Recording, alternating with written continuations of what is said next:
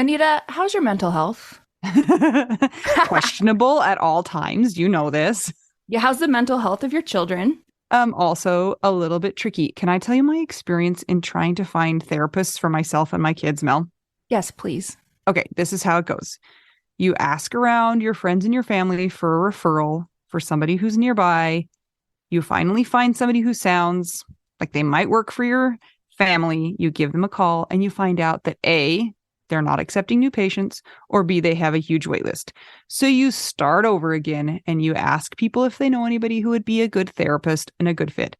Finally, you find one, you go and you meet with them and you figure out that you don't actually like them that much. But it's been so much work to find somebody who you can go to in your area that you're kind of stuck with them.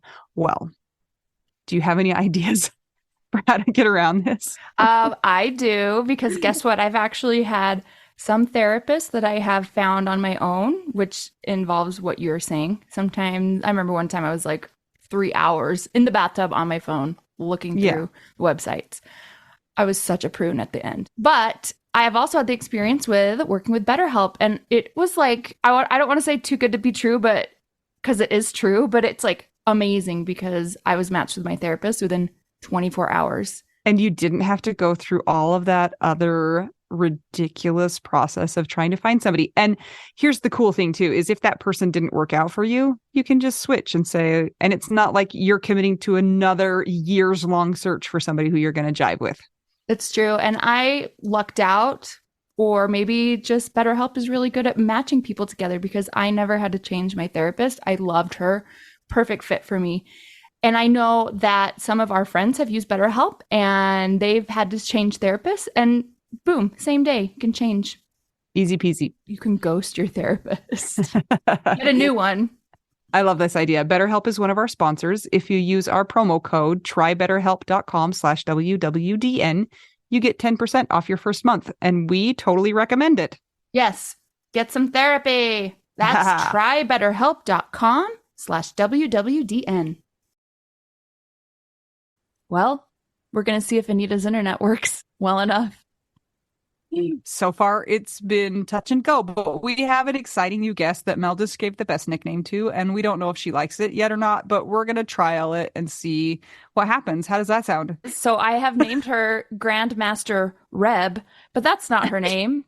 Her name is Rebecca. Is that correct? I am happy to go by either of them. Usually it's Rebecca, but I'm open. I'm open to it for this. Okay. It'd be GMR, right? That'd be your monogram towels. Yeah. Yeah, it works. What is your name? Your full name? Tell us. And where are you today? Where do you live? My name is Rebecca DiTore. I live in Collegeville, Pennsylvania. So I moved to Collegeville very recently from the Hatboro Horsham area, like outside Philadelphia, sort of out of necessity when I was taking care of my husband, and then recently moved out of that home. Rebecca, Yes. do you have any rapping capabilities to go with your moniker? Okay. I can't like freestyle right now. So this is funny. So every Valentine's Day, I would write my late husband, a rap like about our previous year. About our previous year. So like I can't like it took a little bit of thinking. I wasn't just like busting out like but I had to be like, so on Valentine's Day I'd be like, give me a beat, and then like I'd rap it to the Valentine's Day card. Mel, you're a soothsayer. You unlocked us. Like, we were never going to get this out of her without that. Like, that would never have come up. So this is very exciting. That was super random. Yeah. Who knew? Who would have known that you actually have written your own raps? And now you are Grandmaster Reb, dubbed by me, who had no idea. Hopefully somebody haunted us, and that's why we're talking about it. Well, guess what? I can make beats. So if you need a beat, I'll give you one. You can make a rap. I'll think about it. I'll see where the conversation goes. Okay, Rebecca, why don't you back up a little bit and tell us about your person? Who is it? Okay. Yes. So I met my husband, Mike, in 8th grade. Like, we've been dating since 8th grade. We broke up once and we went to college. We went to different colleges and broke up for like a month. And it was like traumatic. We didn't last very long. We got back together, and then had been together since. So we got married in September of 2016, had two kids. When our kids were 2 years old and about 5 months old, my husband started having these like weird symptoms. He started out having weakness in his left hand, and he was this like it's like super dedicated to like fitness and working out. He was in our garage every morning at like 4:30 a.m. working out before the kids get up. Crazy. And he started noticing that he was having like trouble gripping his dumbbells. Thought he probably just got injured working out or had carpal tunnel. So that was like our original thought. And as the weeks went on, he got tested, like carpal tunnel was ruled out. There was really things just progressed, and he started having like overall weakness and coordination issues. He started dropping things. He started tripping, and we were like, something more is going on here. And then he started getting something that he would call brain fog, which is like difficulty thinking, or like he would say fuzziness in his brain. And he would like disengage from our routine, like bathing the kids, putting them to bed. And so we obviously knew something was wrong, right? So we went to get an MRI after, other testing and things. We were like nervous to get ALS, and then the testing ruled it out. And so eventually, with a little bit of fighting, we got an MRI finally, and found out that he had 2 lesions and a whole ton of swelling in his brain. The person reading his MRI was someone I knew, because we were like, it was going to take like weeks to get an MRI, and we were calling around to see if we had any connections who could get him in for an MRI sooner. So we knew the person. We drove to New Jersey, like an hour away, to get this MRI done. And so the friend read the results right away, and we were in the waiting room, and he was like, so like, this is not normal.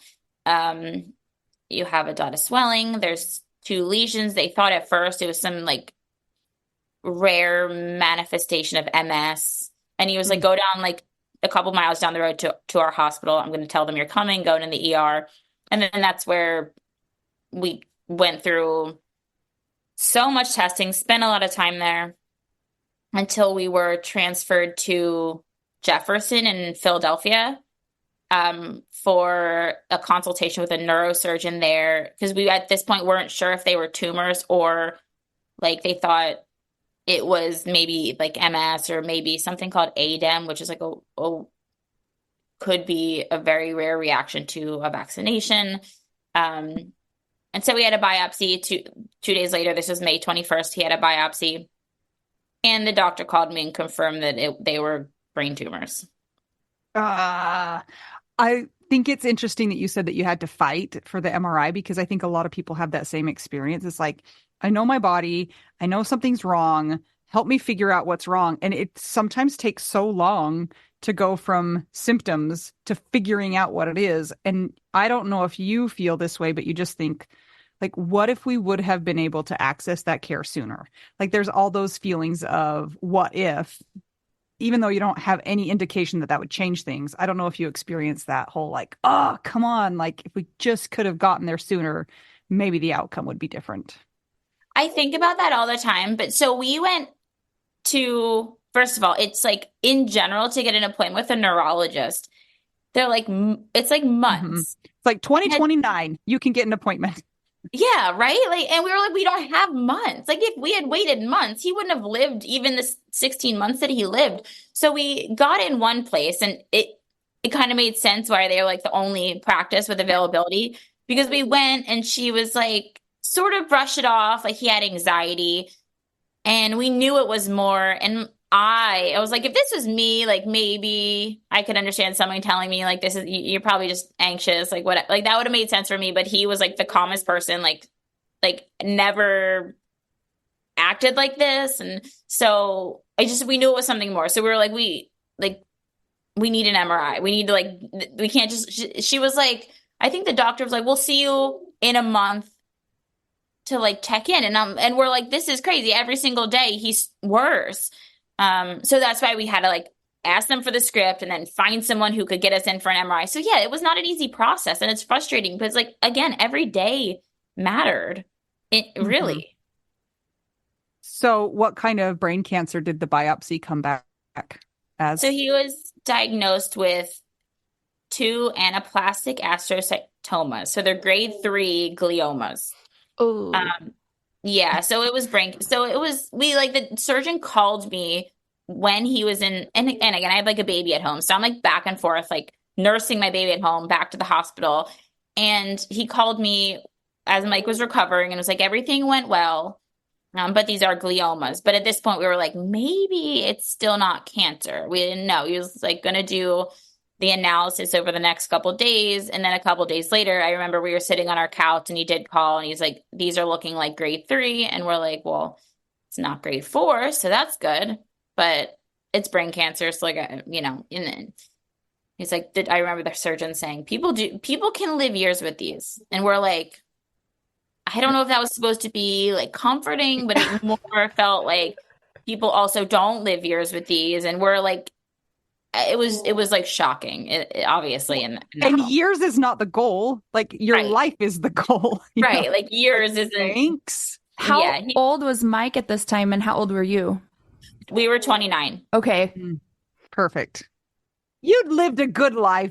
He'd had a long 29 years. So just 3 or 4 years should be good enough, right? Should be fine. Yeah. What year was this? This was 2021. Okay. Hmm. Oh, so cool. So like kind of pandemic-y too. That probably made things easier as well. Yeah, we had just like went through the whole like having a baby during the pandemic, and then it was like right into this. Yeah. Oh man. Good So time. you find out he's got astrocytoma, which are gliomas, that he might have years to live. So like what do you do? And how do you even wrap your brain around that? Your brain. Haha. Right. Nice, Anita. It was, I like very quickly like shifted into this like I'm gonna save his life. I shifted into caregiver mode and I was like all over the internet. I was in these groups, I was in brain cancer groups, I was talking to like doctors all over. We were talking to a lab in Germany. We were consulting with all these different doctors. And so I think like my coping mechanism was to like convince myself that I was gonna find the treatment that didn't exist to save his life. And taking care of him was like a coping mechanism. Like that helped me so much having something to do for him. So for several months, that's what we would do. We would just consult with different doctors and eventually, so he started radiation treatment. That was 6 weeks, every day for 6 weeks. He'd drive into the city. We drive, he couldn't drive. Um, Me or his dad would drive him. And then you get so many different recommendations from doctors. And this was like so overwhelming, but also it's like a good thing because you want so many brilliant minds involved. But it was frustrating because everyone has a different opinion. And so it was like he should do standard of care and take chemo while he's going through radiation. Or then other people were like, I don't think you really think chemo is going to do anything for him, maybe just radiation or radiation and then start chemo. And so we were like, well, what the heck? But no one really believed any of those things was going to be like a game changer for him. So we decided to forego standard of care. And our doctor at Jefferson found us a trial through Michigan. And he started on this experimental treatment, which actually was amazing. Like he started on this treatment after radiation and he was doing really, really well for a couple months. Like we'd go in the hospital because we had several hospital visits like throughout for other things, side effects, other issues that would come up. And um doctors would comment that like it looked like he had his tumors completely removed when they were inoperable. So like this treatment was amazing. And we were like, and I remember the doctor saying like they feel like it has the potential to be a home run. And we were like, this is great. We were like on top of the world. And it was great for a couple months. And then all these other symptoms started occurring. So this experimental treatment was wonderful. We had like we took a trip to Disney with the kids. You like have to. That's like required, isn't it? Yeah, I Right. think so. Hmm. I'm going next week. My kids don't know. And I'm Ah, missing them, and I've never done that before. I'm just gonna like wake them up and be like, where do you guys want to go today? And okay. How Did old you, is your youngest now? three, and my kids are 3 and 5. Are you going alone? I was going to, but then my dad and his partner are gonna come too. Okay. So I was gonna say you need a leash. for real, and if I was, I know. Not even joking. and don't 2 listen to leashes. anybody that's going to judge you. No, Okay. I'm I so excited. understand why people You're have fine. them. But yes, Okay. I'm like, it's literally like the parenting moment I've been waiting for is just like surprising them that morning. So, Oh my but gosh, so anyway, so fun. when this was early 2022. So we went to Disney. We had like started we had like some really good times during those months. So then Mike started experiencing something called nystagmus, which like when he would turn, his eye would wiggle. They'd go. And yeah, I'm yeah. super familiar with nystagmus because you know why? Why? Jason Jason had congenital nystagmus, so his eyes did that Mhm. all the time, and people thought he was drunk all the time because it happens when you get super drunk or when something's wrong with your brain. It's not usually a good sign. Anyway, Wait, could he do keep it going. on command? Mm-mm. Hmm. No, so when he looked at you, his eyes just went diddle diddle diddle diddle diddle all Yeah, the time. It was weird. it is. It is. Um, so we had that for a while, and we were like, well, he just had an MRI. Like it's probably a side effect of something. But we were hoping that was the case. And then one day we were at my son's soccer practice, and I was on the field, and Mike was in the bleachers. And in the middle of that practice, like something changed, and it turned to complete double vision. So Hmm. like by the time that practice was over, he was like falling, like I was like holding on to him, walking out to the car because he couldn't see. Like he was seeing double of everything, and it just switched. Perfect. Yeah. Um, so went home, we called the doctor again, we got back into the hospital. The hospital visits get like mixed up in my head because we were there so many Sure. times. There 911 trips, and um but after he started having the double vision, we went to the hospital. They were like, the MRI still looks okay. Go to a neuro-ophthalmologist, and he got prism glasses for the Yeah. double vision. But because the double vision was constantly getting worse, they were only helpful for like 2 days. Mm. So then we went, it just kept getting worse and worse. And then we would like cover his eye, they give him like an eye patch, and he'd walk around with an eye patch. Like a Um, pirate. yes, and he was Normal. always like cracking jokes, and he'd walk around the house singing "Hurt" by Johnny Cash. Be like, "What have I become?" um, so he would always like make light of it, but this is like it was really, really getting worse. So we That went back. would have to be so hard. Like your vision, you take that for granted.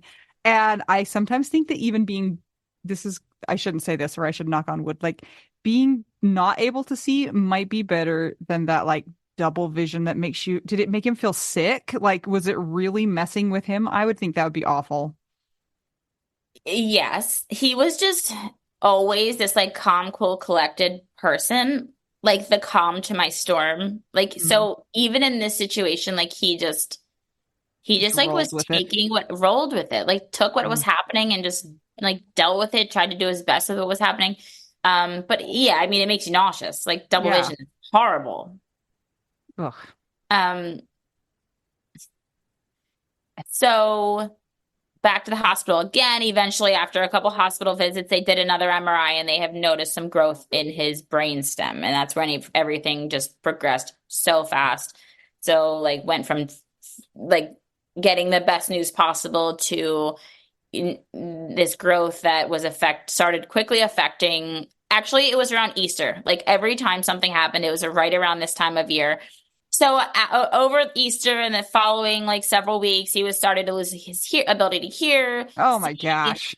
eat, like swallow, walk. It like everything that like makes you every function was just started Mhm. to just he struggled with over the next couple weeks. And then that's when like our caregiver mode like really we really had to really like be really hands-on. And we moved right around the corner from my in-laws, so they were over every day. But we were, yeah, like that spring and the summer, we're really just caring for him. He was put on we decided to put him on hospice in like probably June, and he died in September. At home. at home.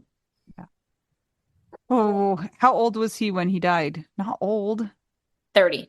I mean, he lived for about 16 months with once his diagnosis. So those people were liars too, who said that he could live for years with that. Yeah. How old were your two kids when he died? 1 and 3. So they don't even understand like anything at that point in time. No, I mean they were affected like in the moment, like they kind of just knew something was weird at home, something was sad, something was like I mean I talked to like child life specialists. I talked to everyone I could to figure out how I talked to them appropriately.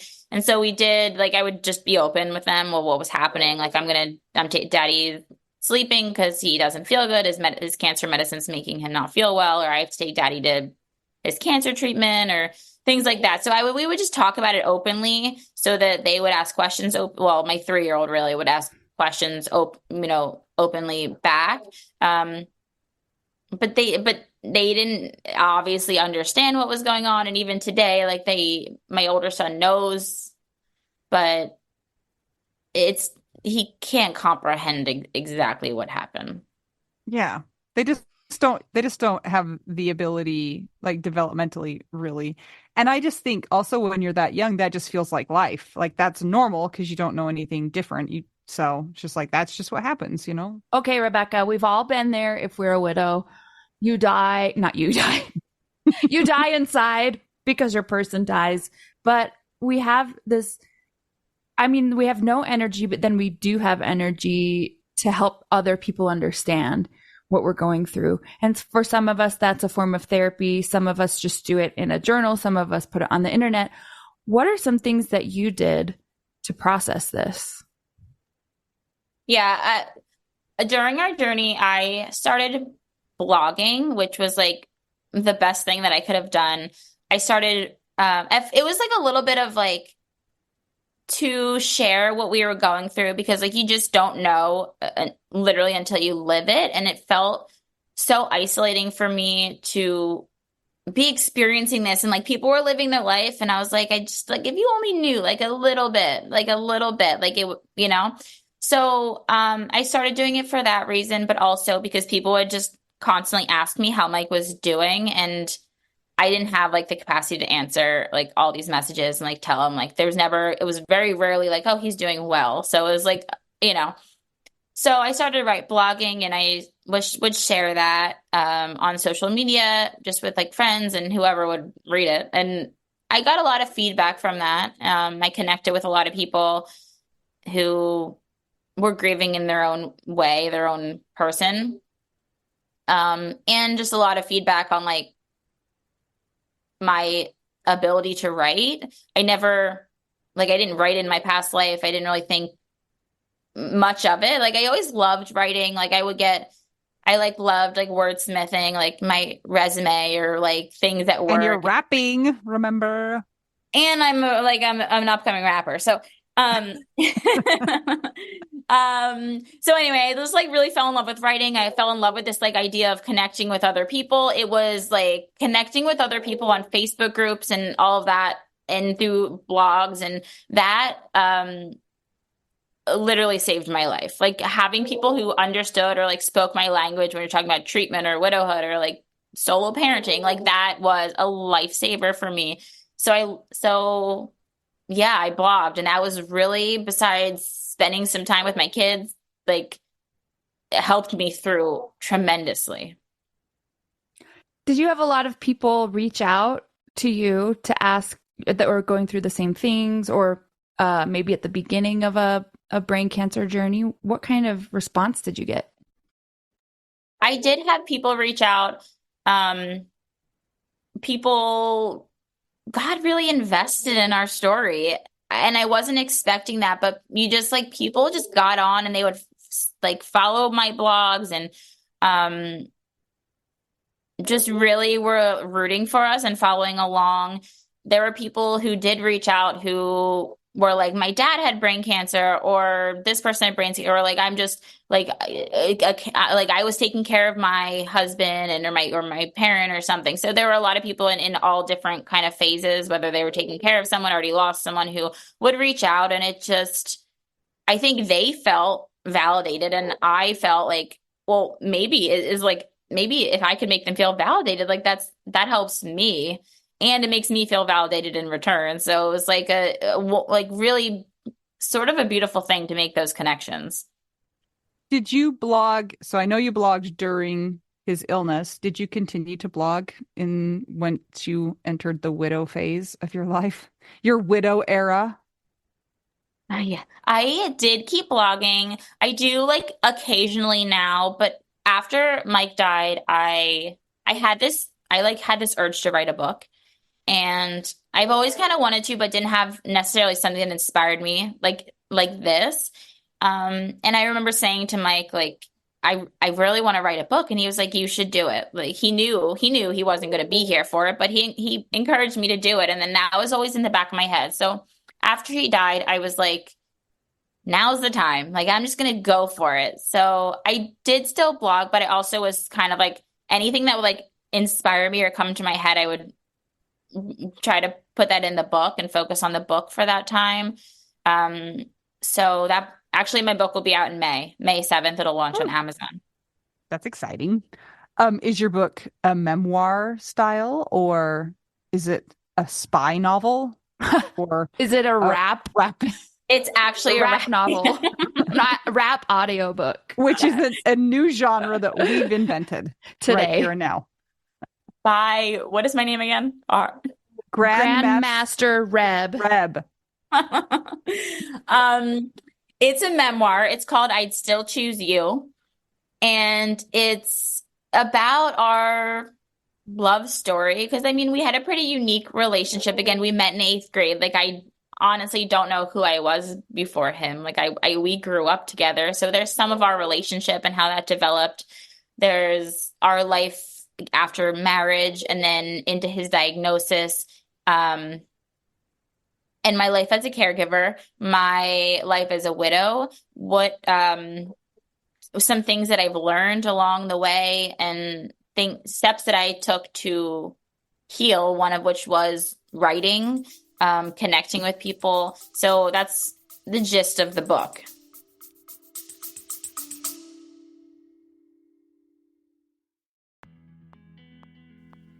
Sometimes we assume that unless we had a huge life insurance payout, we don't really need to know anything about investments or even finances. But guess what? A little knowledge of finances is critical for all of us. Maybe your partner was in charge of that stuff, and now you find yourself making all the decisions. Maybe you're mad about that. Maybe I am. Nicole from the He's Gone But the Money's Not podcast is here to help. She tackles financial literacy by telling the stories of women and widows and finance experts, and shares the lessons they've learned as certified financial planners. Whether you know a lot and feel confident in your financial decisions or feel unsure about all of that stuff, there is more to learn. Listen and subscribe to the He's Gone But the Money's Not podcast on all podcast platforms. This ad was paid for by Rockhouse Financial, an SEC-registered investment advisor.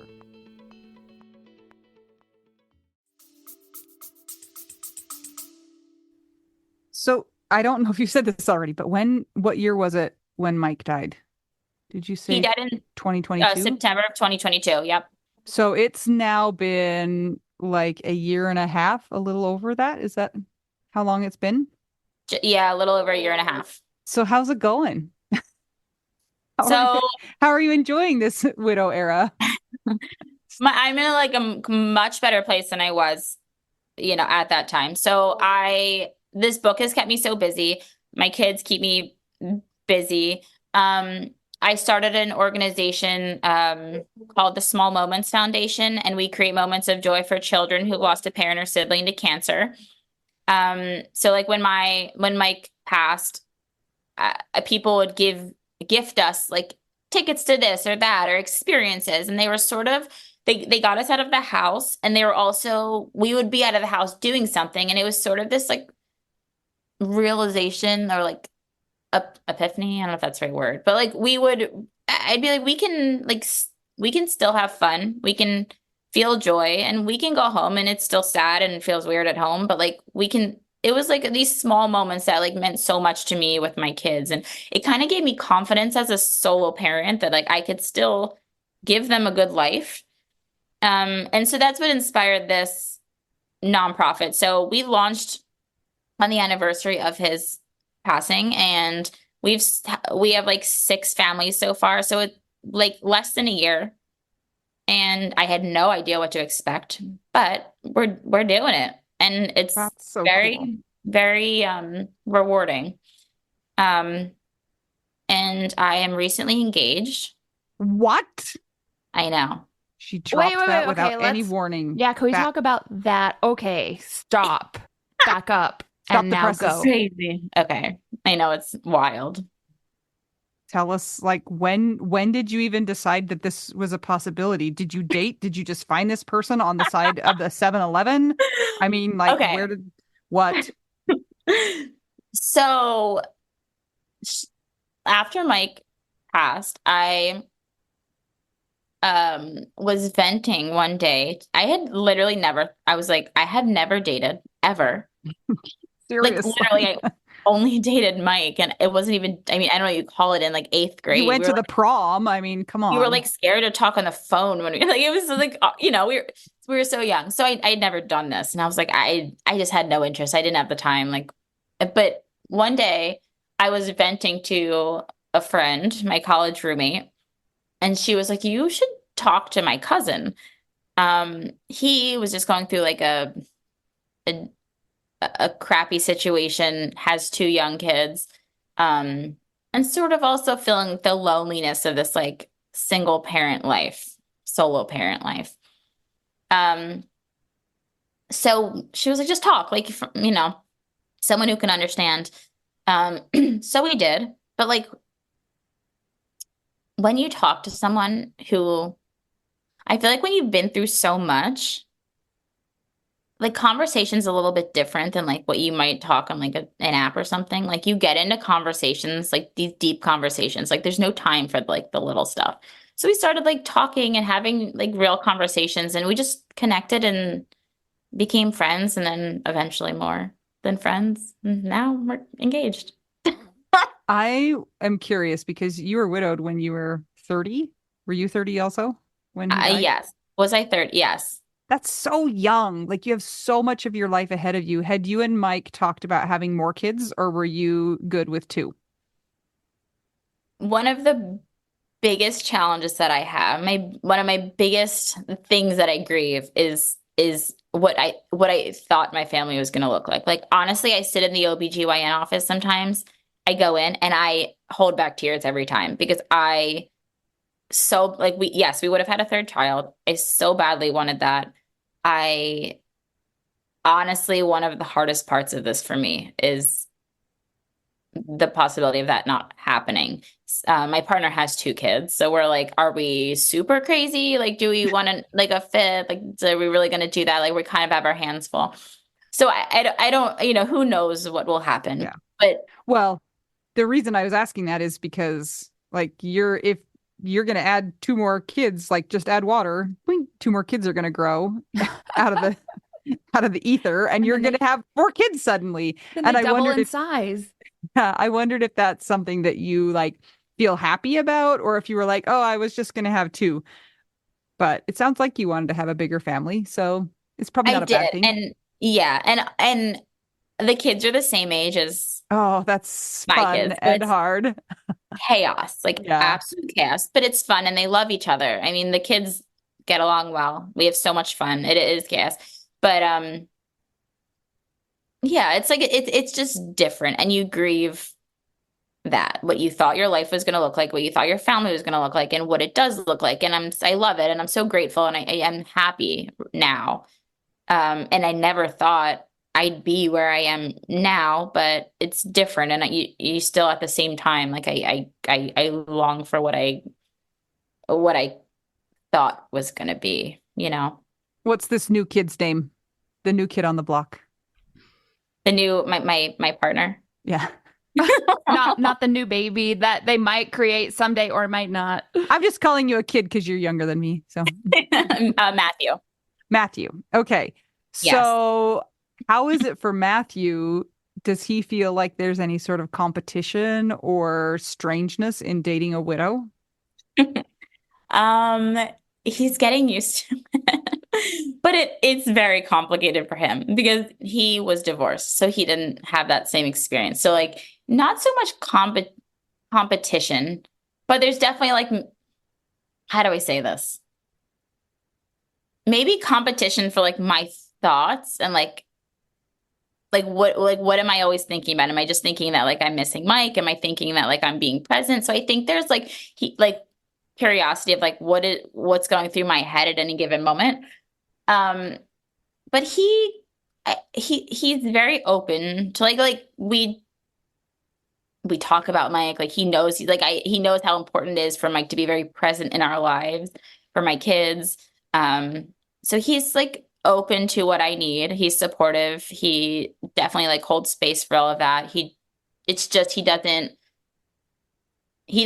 know, so I have to like kind of educate him like on what I need and what it's like and what I'm feeling and how it's possible that I'm like feeling excited about this, but also feeling sad about this. And like, it's complicated. It's very complicated. So you mentioned that you just moved to a new city, college town.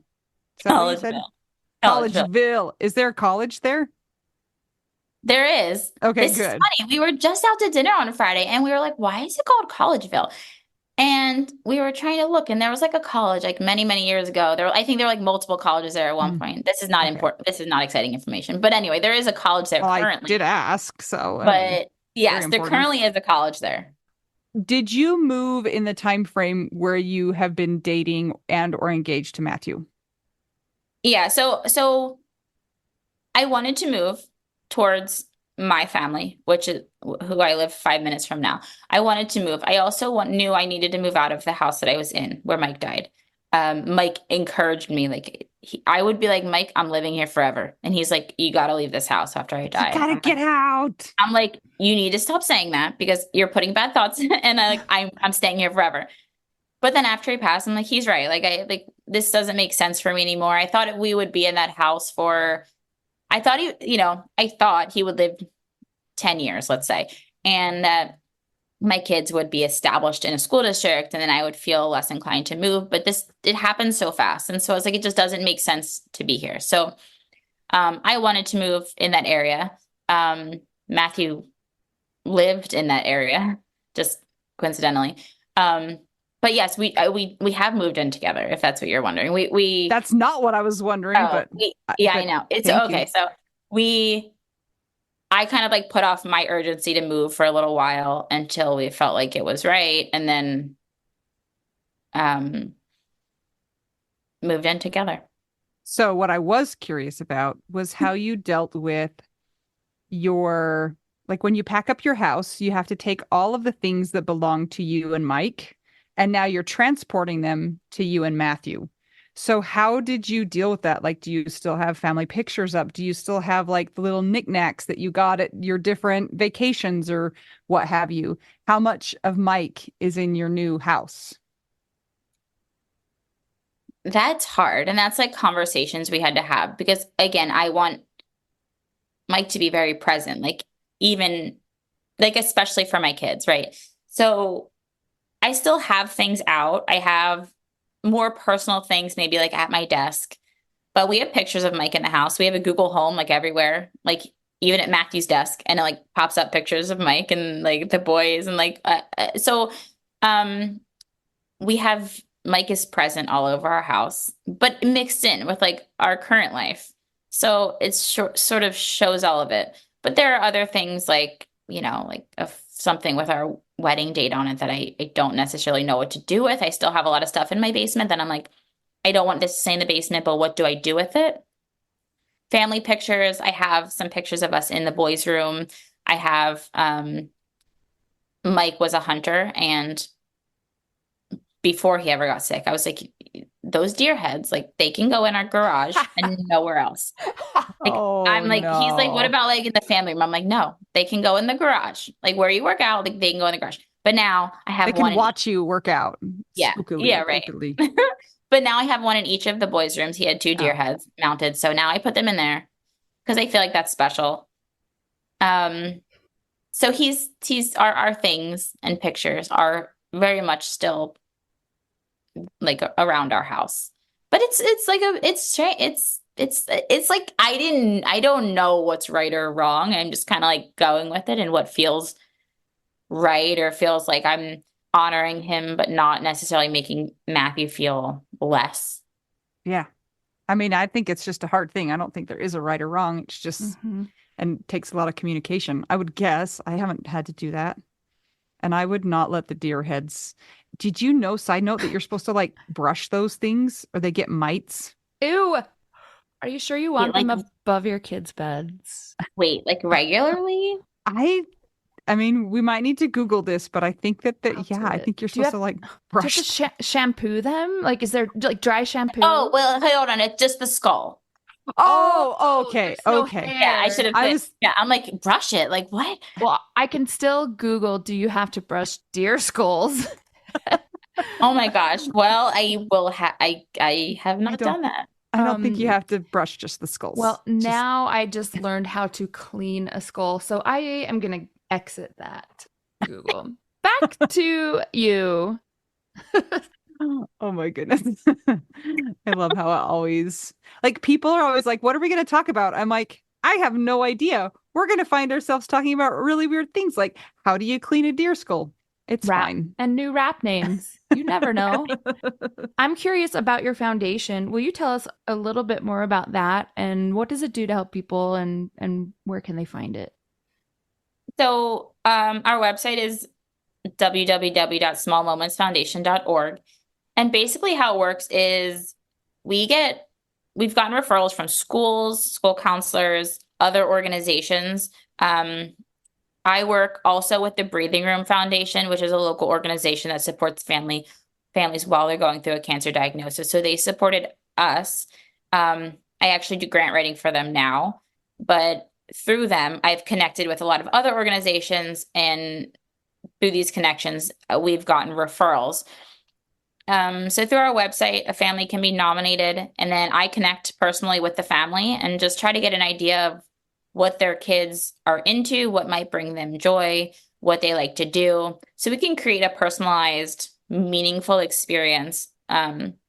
So for example, I have a family going to Hawk Mountain in a couple weeks, and they're doing this like tree planting experience and um, gonna hike. And this was something that the father who passed from cancer, he was very into being outdoors, hiking, planting trees, like cleaning up and all of that. So we try to make it meaningful. And yeah, Is yeah. it a local thing only? So is it for the college city only? Do you like I'm gonna try and find every single thing that's not Collegeville, college town, Collegeburg? College shanty town? We've started, so we started in Montgomery County, which is where I live. And then we expanded to Bucks County. And so we're sort of in this like phase, and then Chester County. So like we're sort of in this phase where we're trying to figure out what we can handle with our, the funding that we have. Because we're still so brand new. So we're like, if we open up, just to open it up, it's a free for all, and we don't have the funding for that, but we want to grow. So we're sort of just trial and error with that. So if we get a nomination outside of that county, it's something the board discusses. Can we manage this with our funding and that? But I mean, I hope that we grow. Like that's my goal. That's so cool. Can you also remind us what the name of your book is, when it's coming out, and where to find that? Yes. My book is called I'd Still Choose You. It's a memoir. It will be out on Amazon on May 7th. That's All really right. cool. Rebecca, thank you so much for joining us and telling us a little bit about your story. We are so happy that we have uncovered your hidden talents. Mm-hmm. I think we need a sample. So maybe if you want to find one of those cards you wrote, you need to send us a Oh my gosh. screenshot. I would that would be so funny. I will try to find one. That's Okay. so funny. Maybe Unless it's highly inappropriate, and then don't. Just kidding. and then No, then we'll just put explicit and we'll still put it up. Oh, that's true because that's very on brand, right? The more explicit, the better. So, Yeah. Okay. yeah, I will find that. Okay. Excellent. Guys, I can give you a beat right now. Yeah, I can do nothing with that. No. Okay. Isn't it like a I don't even know. If the tempo's good, we can make a beat, a different beat. And hey, if anybody wants to write a widow rap to this beat, you're welcome to. Here it is. So fun. It will not be me. That is all I can absolutely guarantee. Rebecca, I have one final question for you. Very important. Cheese. Do you like it? If so, what's your favorite cheese? Cheese. I like the Parmesan. Like out of a can? Grated or like dehydrated? Like a block. Flakes. Ooh. You know, like the shaved ones? Yeah, the shaved, yeah. Your last name sounds very Italian to me. Is it Italian? Yeah. So my husband was Italian. That's my husband's last name, but my last name was Machete, which is also Italian. So yes. Okay. So if you were to have told us that your favorite was the Parmesan cheese from a can, I was going to say you are going to be like removed from the Italian folks. Roles. From your DNA, your heritage. ancestry. Yes, this is going to be like we shun you. It's so funny. So when I first met Matthew, I was making my kids spaghetti and I broke it in half to put it in the. And he's like, "You can't do that. Like, aren't you Italian? Like, I don't think you're supposed to be breaking." I was like, "You know what? I'm a solo parent. I have don't care. 2 kids. Like, I'm gonna just do what works right now." Yeah, and also for your kids' spaghetti, sauce, you're just dumping that can of Parmesan cheese on their spaghetti because they don't care. Yeah. No, okay, we're doing what we have to do. Thank you so much, Rebecca, for sharing your story. Thanks for playing along with all of our silly shenanigans. We hope everybody listening has enjoyed hearing your story as well. Thank you so much for having me. If you guys want to keep the podcast going, you should check out our Patreon. It's patreon.com/WWDN. If you'd like to buy us tacos, go to buymeacoffee.com/widowwedonoww. And something we always appreciate is a really nice rating and review on Apple Podcasts or Spotify. And you guys also check out the Widow Wives Club if you want to be able to talk with other people who are widowed and dealing with really complex and hard questions and that you can't ask on your regular page because people are weirdos. Come join us there. It's a really great place. We'd love to see you. Yeah. And until we get to talk to you again, I'm Anita. I'm Mel. I'm Rebecca. We are just 2 young widows and 1 Grandmaster Reb. And we're all just trying to figure out widow. We do now. Hello. Welcome, number 1, as she does our Patreon shout out. Hello, everyone. This is number 1. All right. Thank you to Kyra Vinson, Julie Hadlock, Karina Jacobo, Kathy Masetta, Brittany Cruz, Kristen Pawlek, Jen Turk, Kimberly Shellady, Anika Goodman, Jill Williams, Diana Duhamel, Susie Dunigan, Jessica Burke, Katie Saucier, Karen Lindsay, Becky Luders, Laura C., Leah Johnston, Alexis King Adulo, Berkeley, it's Jennifer Saunders, Linda, Alicia McAllister, Vivian Hart, Jan Calaruso Seeley, Jenny Dippold, Evelyn Flores, Doris Reichel, Eileen Stevens-Dem, Lisa Hardman Powell, Jen O'Brien, Meg Murdo, Johnny Walker, Karen Ochoa, Audrey Henniger, Marianne McDonald, Amy Burke, Ann Drennan, Katie Goetz, Amy Wesenberg, Naomi Brown, Trenton Thompson, Neil Hooper and Cicely Hatchett, Marianne Hammond, Rebecca Olmaker, Brandy Younger, Connie Remich, Jennifer Davis, Carol Scholes, Robin Flam, Lou Clausen, Kevin Ferry, Maya Glasser, Barbara Schneeberger, Patricia Weist, Jean Marie Massey, Eric Vandermeulen, Jenny Armstrong, Rachel Tang, Melissa Bowers, Deborah Westwood, Laura Keeley, Mary Catherine Anderson, Jennifer Beal, Gia Benoit, Gina Haz, Rebecca Zaiba, Lindsay Konopka, Stacy Saywert, Judy Malkin, Chris Steffen, City Reynolds, Jennifer Brown, Debbie Fells, Krista Waite, Kathy Murray, Dawn Barber, Deborah Nylick, Jocelyn Milo, Amy Hartman Martell, Sunshine Haven, Missy Schubert-Molstein, Mary McGowan, Katie Radcliffe, Constance Bell, Dennis Brozo, Daniel Katterberg, Ivan Meisner, Marie Hoffman, Dawn Sutherwhite, Christina Scambato, Jackie Coyle, Wendy, Ashley Hahn, Jane Randall, The Winehouse, Anna Tracy, Gabe Lozano, Jenny Barrow, Christine Anderson, and David. That was a lot, but thank you all for supporting us. That was special. Incredible. This is my favorite thing to discuss with you. Tell me, what is it? One of my favorite things. I do enjoy tacos and cheese and dogs. This is about how you cannot pay hundreds and hundreds of dollars for a phone plan, especially when you're a widow, your person is dead, you might have kids, you might need another option, and you just want your phone to work, you want unlimited texting and service, and you want it to be like $25 a month.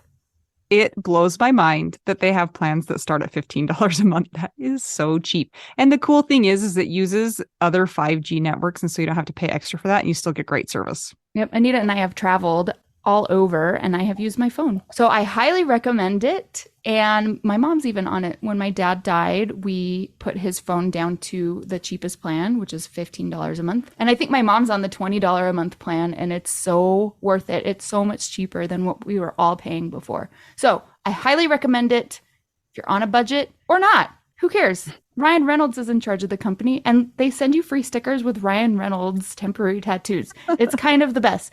So if somebody wants to sign up, what can they do, Anita? Go to trymintmobile.com/WWDN. Seriously, you guys. Such a great idea. Save yourself some money. And if you're worried about losing data or having any changes with your phone, not going to happen. They walk you through it.